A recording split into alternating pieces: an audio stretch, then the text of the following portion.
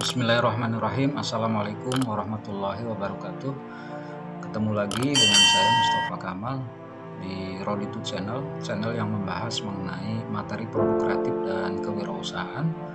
Kali ini kita masih membahas mengenai produksi massal di bagian 2. Kalau sebelumnya saya sudah menyampaikan produksi massal di bagian 1 ya. Baik, untuk lebih jelasnya mari kita bahas. Namun sebelum ke videonya, mari ataupun silahkan kepada teman-teman untuk bisa like and subscribe dari channel yang saya buat, yaitu Roditu channel. Juga nyalakan loncengnya supaya saya lebih semangat lagi untuk membuat video khususnya berkenaan dengan konten materi produk kreatif dan kewirausahaan. Baik, sebelum membahas mengenai materi produksi massal di bagian 2, ada baiknya saya jawab dulu pertanyaan dari salah satu penanya. Dari Agi Official ya. Ini setelah ditayangkan video produksi massal bagian 1, ada pertanyaan, Kak, dalam penjelasan di atas yang menyangkut dengan produksi massal dalam jumlah besar itu contoh konkretnya seperti apa ya. Nah, saya sudah jawab di sana ya, akan saya jawab di produksi massal di part 2 atau bagian 2 ini. Nah, kalau bisa saya jawab, contohnya adalah produksi massal konkret itu adalah ya, contohnya kita lihat produksi sepeda motor ya, ataupun mobil ya. Nah, di sana melibatkan banyak orang, melibatkan banyak mesin ya. Jadi produksi massal ciri-cirinya kan melibatkan banyak orang gitu. Terus produksi massal di sana juga melibatkan mesin produksi yang kapasitas produksinya memang lumayan besar, sehingga itu merupakan salah satu contoh jenis produksi massal secara konkret ya. Intinya adalah bahwa produksi massal contohnya adalah proses produksi yang melibatkan jumlah tenaga kerja yang banyak, juga melibatkan, kalau tidak melibatkan tenaga kerja yang banyak ya tentu melibatkan mesin produksi yang sangat cepat, walaupun memang tenaga kerjanya tergantikan dengan mesin-mesin tersebut. Barangkali itu penjelasan saya mengenai contoh konkret mengenai produksi massal. Mudah-mudahan bisa terjawab pertanyaan dari Agi Official. Baik, langsung saja kita bahas untuk pembahasan selanjutnya mengenai produksi massal di bagian ya, langkah-langkah perencanaan produksi. Ini meliputi apa saja, yaitu penelitian dan pengembangan produk ya. Jadi meliputi apa saja. Yang pertama adalah penelitian proses produksi. Apa itu penelitian proses produksi? Itu penelitian yang dilakukan perusahaan yang bertujuan untuk perbaikan terhadap proses produksi yang sedang berjalan ya. Jadi di sini proses produksinya yang diteliti ya. Apakah dalam satu alur proses produksi itu ada yang menghambat, baik dari mesinnya ataupun tenaga kerjanya dan lain sebagainya, tentu harus diteliti ya. Ini dilakukan oleh bagian R&D, Research and Development, juga oleh bagian Quality Control ya. Oke, yang berikutnya adalah langkah berikutnya adalah penelitian produk ya. Kalau tadi proses produksinya yang diteliti, sekarang ini adalah produknya yang diteliti ya. Yaitu penelitian yang dilakukan oleh perusahaan untuk mengetahui selera konsumen, sehingga penelitian ini bertujuan untuk perbaikan produk yang sudah ada dan disesuaikan dengan selera konsumen ya. Jadi produk yang sudah ada ini kita teliti dan disesuaikan dengan selera konsumen. Mau konsumennya seperti apa, baik dari sisi bahan, itu dari ukuran, tebal, tipisnya, atau panjang pendeknya gitu, kegunaan dari format itu apa, diperlukan tambahan ini yang harus kita teliti.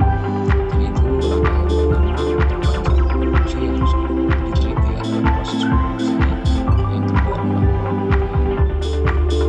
Berikutnya yang ketiga adalah mencari gagasan dan seleksi produk. Ini biasanya dilakukan untuk apabila kita ingin menambah varian produk atau produk baru.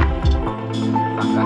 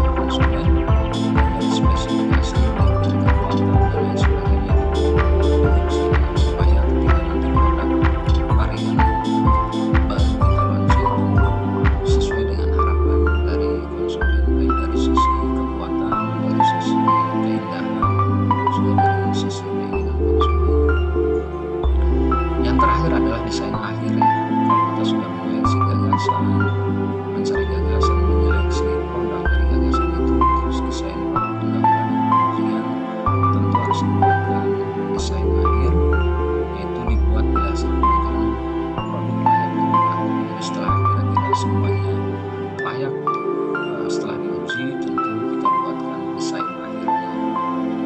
Oke, yang berikutnya adalah menetapkan skala produksi. Ini meliputi apa saja? Yang pertama adalah penetapan waktu. Jadi skala prioritas untuk produksi juga perlu ditetapkan. Yang pertama adalah penetapan waktu. Kalau dalam pandangan ekonomi modern itu ya kapan waktunya akan kita lakukan, apa yang akan kita buat. Nah, terus siapa yang akan melakukan gitu ya. Nah, itu harus ditetapkan skala produksinya, kapan waktunya. Yang kedua adalah penetapan kualitas ya, mutu produk itu juga harus terus ditetapkan. Sekali lagi bagian riset and development juga bagian quality control sudah harus bisa menetapkan standarisasi kualitas dari barang yang akan kita buat. Yang ketiga adalah penetapan biaya ya. Ini biaya juga perlu diprioritaskan sehubungan dengan misalkan keuangan ataupun kondisi perusahaan kita, disesuaikan dengan varian produk baru yang akan kita buat. Nah, itu juga ditetapkan, termasuk bagaimana menetapkan harga jual nanti pasca produksi gitu, karena biaya produksi yang di dalamnya termasuk biaya bahan baku, biaya tenaga kerja, dan biaya overhead nanti harus ditetapkan, sehingga nanti kita bisa menetapkan harga jual dan menetapkan profit ya dari harga jual itu ya, apakah mau 10%, 20% atau 30%, nah itu bisa ditetapkan. Yang keempat adalah penetapan tenaga kerja ya. Ini juga tenaga kerja harus ditetapkan, tentu sesuai dengan kompetensi mereka. Kalau produksi kita ada namanya bagian welding atau pengelasan, tentu ya kita harus melakukan rekrutmen karyawan untuk mereka yang punya kompetensi di bagian welding atau pengelasan ya. Nah, mengenai rekrutmen itu bisa didapatkan dari dalam perusahaan ataupun rekrutmen baru dari luar perusahaan. Nah, itu juga harus sudah dimulai penetapannya ya ketika ada skala produksinya sudah ditetapkan. Yang kelima adalah penetapan peralatan. Ini sebagai faktor pendukung atau sumber daya yang lain ya, apakah mesinnya juga sudah siap atau belum ya, baik secara maintenance, perawatan dan lain-lainnya seperti apa. Ini juga harus kita tetapkan, jangan sampai nanti ketika produksi sudah ditetapkan, nah ini akan menghambat proses produksi itu sendiri ya. Yang keenam adalah penetapan bahan baku. Ini juga penting oleh bagian warehouse ataupun gudang barang jadi untuk bisa menstok ya bahan baku yang dibutuhkan sesuai dengan spesifikasi yang sudah ditetapkan bersama ya, baik dari bahan baku itu bahannya sesuai spesifikasi, baik dari ukuran, panjang, lebar, tinggi, berat dan lain sebagainya, itu juga harus mulai ditetapkan. Oke, yang berikutnya adalah metode peramalan dalam proses produksi massal. Ketika kita mau melaksanakan produksi massal, itu juga harus ada peramalannya. Yang pertama, kita definisikan dulu bahwa peramalan produksi adalah proses untuk memperkirakan beberapa kebutuhan di masa datang terkait mengenai mutu barang ataupun mutu produk kita, kuantitas, jumlah barang, waktu, dan lokasi yang dibutuhkan ya. Jadi itu definisi dari peramalan proses produksi ya. Jadi kita perkirakan baik itu bentuk barangnya, mutunya, jumlahnya, waktunya kapan, dan lokasinya di mana, ini harus ditetapkan ya. Nah, ini pengertian peramalan produksi. Yang berikutnya adalah klasifikasi peramalan. Ada peramalan jangka pendek ya, rentang waktunya 2-10 tahun, untuk jangka menengah 1-24 bulan, dan untuk jangka pendek 1-5 minggu. Nah, ini juga harus dibuat supaya prosesnya tidak terkendala ketika kita sudah melakukan produksi jangka pendek, jangka menengahnya seperti apa. Itu juga harus mulai diramalkan ya, sehingga produksi tidak tersendat tapi tetap berkesinambungan. Selanjutnya adalah tujuan peramal. Tujuannya adalah menentukan kebutuhan pabrik ya. Tentu kebutuhan pabriknya bisa terpenuhi dengan adanya ramalan-ramalan itu ya. Baik dari bahan baku, dari peralatan, baik dari tenaga kerja. Nah, itu kebutuhan pabrik bisa kita siapkan sebelumnya. Yang kedua adalah menentukan perencanaan jangka menengah dan menentukan penjadwalan jangka pendek ya. Kalau jangka pendek sudah harus dijadwalkan, jangka menengah juga ketika kita sudah melakukan proses produksi, ya juga harus direncanakan proses produksi jangka menengahnya. Oke, yang berikutnya adalah klasifikasi peramalan yang baik ya. Nah, ini karakteristik peramalan yang baik. Yang pertama adalah akurasi. Tentu akurasi ini tepat sasaran ya. Jadi tingkat akurasinya tepat ya. Jadi selain cepat juga tepat ya. Tentu ini dengan parameter tersendiri supaya tingkat akurasinya benar-benar valid ya. Yang kedua adalah biaya. Nah, ini juga biaya juga penting sekali lagi dengan kondisi perusahaan yang ada, kita juga bisa meramalkan bagaimana kebutuhan produksi di saat sekarang juga di masa yang akan datang. Yang terakhir adalah kemudahan ya. Ini berhubungan dengan regulasi pemerintah dan hal lain di luar kondisi perusahaan ya, baik mengenai bea masuk, ya, bea cukai dan lain sebagainya gitu. Nah, ini kemudahan-kemudahan apa yang bisa kita dapatkan. Nah, itu juga bisa kita ramalkan ya. Yang berikutnya adalah metode peramalan perencanaan produksi. Ada dua peramalan. Yang pertama adalah peramalan subjektif ya. Apa saja dalam peramalan subjektif? Yang pertama adalah metode Delphi, yaitu metode forecasting ya, yaitu penggabungan pandangan dari beberapa ahli atau pakar berkaitan dengan proses produksi yang kita jalankan. Itu metode Delphi. Nah, sedangkan metode penelitian pasar adalah setelah kita melakukan baik itu produksi yang sudah berjalan ataupun pengembangan produk baru, nah itu nih harus disesuaikan atau dilakukan metode penelitian pasar ya. Jadi ini peramalan subjektif ya. Yang kedua adalah peramalan objektif ya. Ini ada dua, yaitu metode intrinsik dan metode ekstrinsik ya. Kalau intrinsik itu melibatkan sumber daya yang ada di dalam perusahaan itu, sedangkan metode ekstrinsik melibatkan semua faktor di luar perusahaan gitu ya. Jadi metode peramalan perencanaan produksi ada dua, yaitu peramalan subjektif dan peramalan objektif. Yang berikutnya analisis deret waktu ya. Nah, ini deret waktu juga harus kita analisis supaya proses produksi kita terus berkelanjutan. Analisisnya apa? Nah, ini kecenderungan atau tren ya. Ya, biasanya di lingkungan konsumen ataupun pengguna produk itu adanya tren ya. Nah, ini kita harus analisis kapan tren yang akan terjadi ya. Contoh kalau dulu ada celana cutbray di tahun 70-80-an gitu. Nah, itu ngetren. Nah, biasanya akan ada lagi di tahun berapa nih gitu. Nah, itu juga bisa saja kita analisis seperti itu berdasarkan kecenderungan atau tren. Yang kedua berdasarkan siklus atau cycle ya. Nah, ini biasanya berdasarkan daur ulang ataupun trennya itu terjadi kapan lagi gitu ya.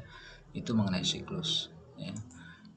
Yang berikutnya adalah pola atau musim ataupun season ya. Pola musim atau season. Nah, ini berdasarkan musim ya. Di beberapa negara ada yang namanya musim panas, musim dingin. Nah, ini disesuaikan dengan musim. Apakah produk kita berkaitan dengan musim tersebut sehingga baik kapasitas produksinya kita sesuaikan dengan musim karena tidak bisa diserap misalkan. Nah, itu juga harus dianalisis ya. Sesuai dengan kondisi musim yang ada. Yang berikutnya adalah variasi pacak atau random. Nah, ini bisa saja dilakukan acak ya, baik dari analisis waktu dari pelanggan ataupun dari stakeholder, baik dari jalur distribusi kita dan lain sebagainya, itu bisa kita lakukan analisis deret waktu ya. Baik, yang berikutnya adalah indikator keberhasilan tahap produksi ya.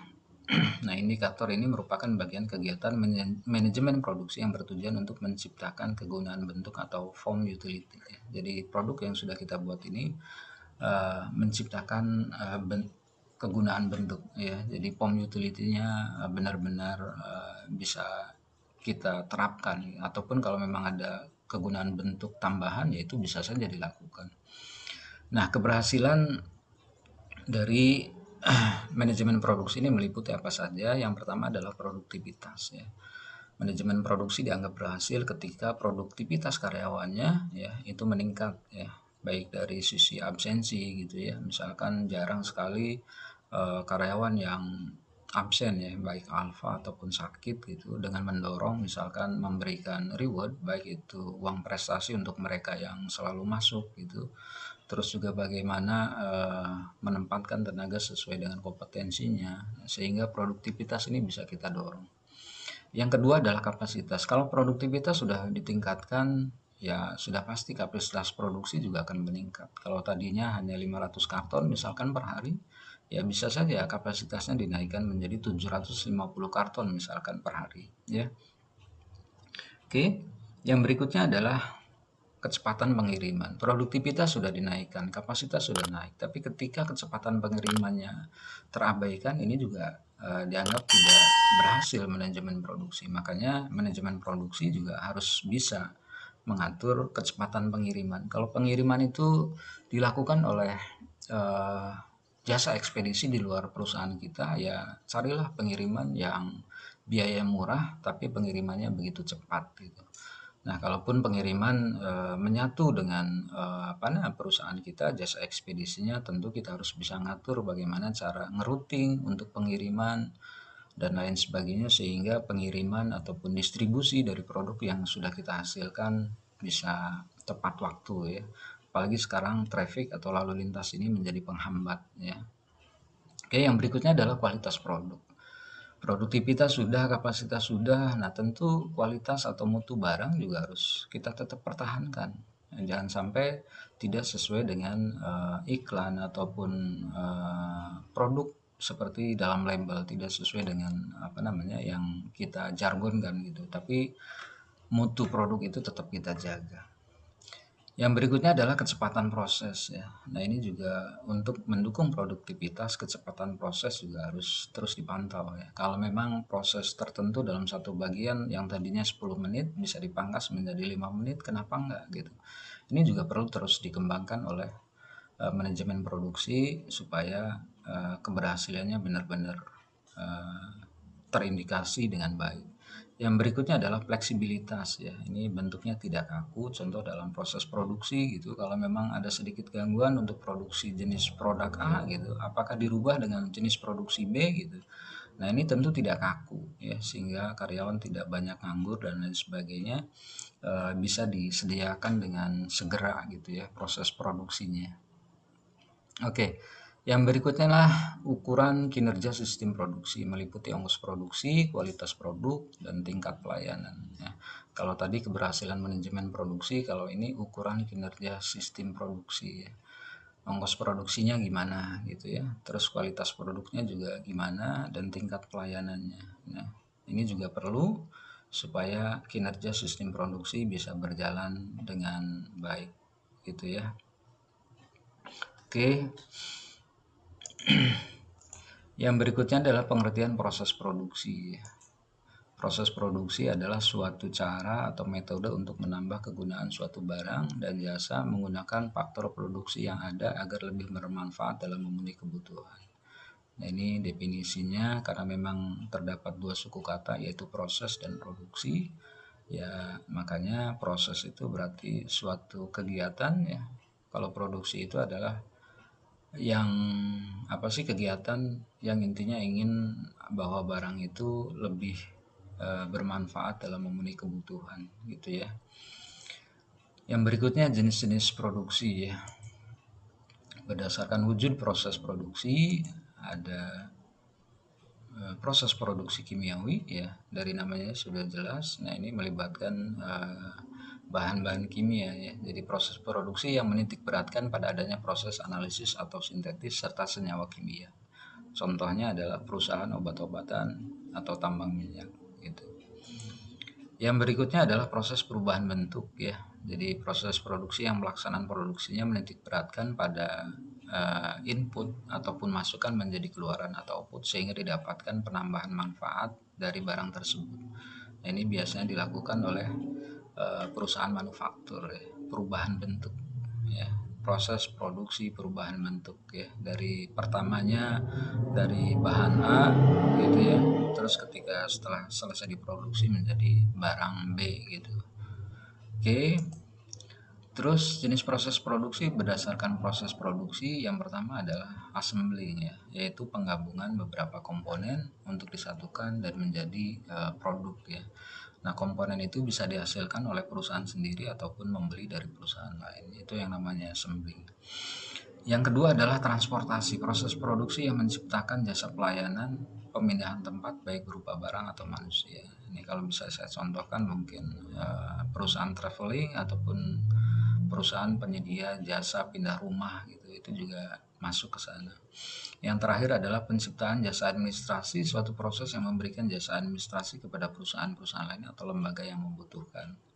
Ya, contoh kalau dalam hal ini ada satu perusahaan jasa penitipan dokumen atau arsip yang berharga gitu, ada juga ya perusahaan yang bergerak di bidang jasa administrasi, atau bagaimana jasa pembuatan website gitu, ataupun jasa pembuatan setting baliho dan lain sebagainya, itu penciptaan jasa administrasi.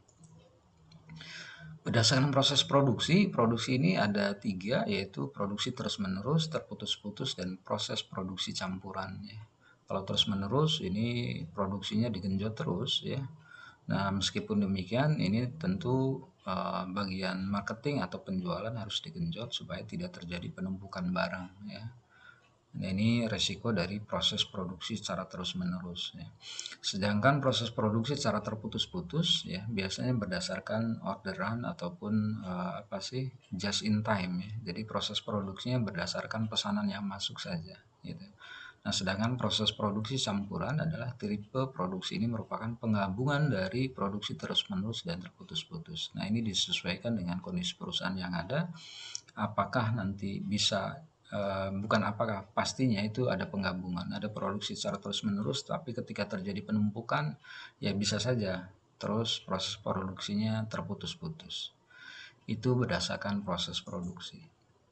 Sedangkan berdasarkan bahan mentah ada analitik dan sintetik ya. Kalau analitik ini merupakan suatu bentuk proses produksi yang menciptakan beberapa barang dari suatu jenis bahan mentah atau input ya. Jadi proses menciptakan beberapa barang dari hanya satu bahan mentah saja ya, itu jadi beberapa produk ya. Sedangkan sintetik adalah kebalikannya, penggabungan dari beberapa input menjadi satu barang lain saja ya. Jadi ini kebalikan dari sintetik.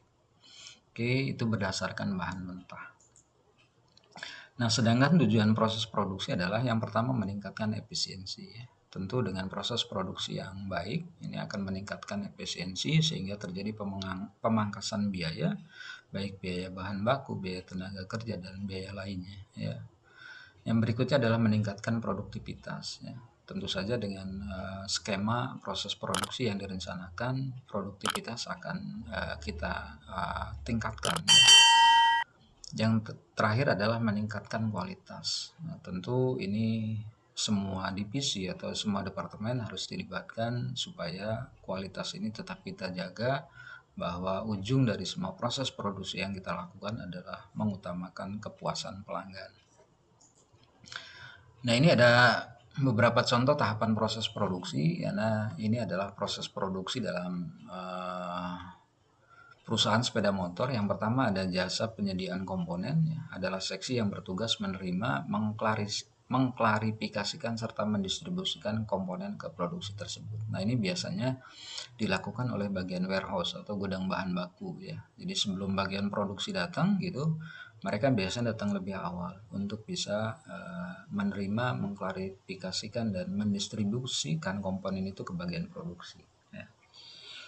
Oke, selanjutnya bagian injection plastik, yaitu seksi yang bertugas memproduksi komponen plastik ya. Biasanya berhubungan dengan mesin injection ya. Nah, biasanya bahan plastik ya yang berupa biji plastik, baik berupa HD, PP ataupun dan lain sebagainya gitu. Itu dimasukkan dalam mesin, kemudian dipanaskan, dilelehkan, dan kemudian dimasukkan dalam cetakan gitu. Jadi jadilah sebuah produk dari mesin injection plastik itu. Contoh untuk produksi sepeda motor ini adalah spakbor gitu. Itu salah satu contohnya. Yang berikutnya adalah pengemasan, yaitu bertugas melakukan proses pembuatan rangka dengan cara mengelas komponen ya. Kalau rangka motor ya harus dilas oleh bagian welding gitu ya. Berikutnya pengecatan logam, yaitu seksi pengecatan logam mengerjakan proses pengecatan pada beberapa bagian komponen ya. Ini dicat ya. Oke, supaya kelihatan dari sisi keindahannya. Yang berikutnya adalah dipping proses ya, yaitu proses penutupan komponen dengan cat melalui teknik celup ya. Kalau tadi misalkan saja dengan disemprot ya, pengecatan logam, kalau ini dipping proses ini dengan cara dicelup ya. Biasanya ada bagian krom, ada bagian apa gitu. Nah, itu dengan cara dicelup. Oke, berikutnya ini salah satu proses tahapan untuk alas setrika ya. Saya memproduksi alas setrika gitu. Ini gambarnya.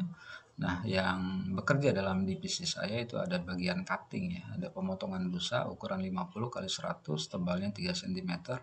Nah, itu dilakukan oleh bagian cutting. Proses awalnya ini ya, tahapan produksinya. Yang berikutnya adalah proses jahit oleh bagian sewing, karena ini nanti sarung alas setrikanya dijahit dulu sesuai dengan ukuran. Dan yang terakhir adalah bagian assembling. Ini ada penyatuan komponen busa yang sudah di cutting, dimasukkan dalam sarung alas setrikaan itu, kemudian diberikan resleting, label, dan lain sebagainya, dan nanti di packing terakhir oleh bagian assembly. Demikian proses produksi massal bagian kedua, mudah-mudahan ada manfaatnya ya. Mohon maaf kalau ada kekurangan. Saya tutup. Wassalamualaikum warahmatullahi wabarakatuh.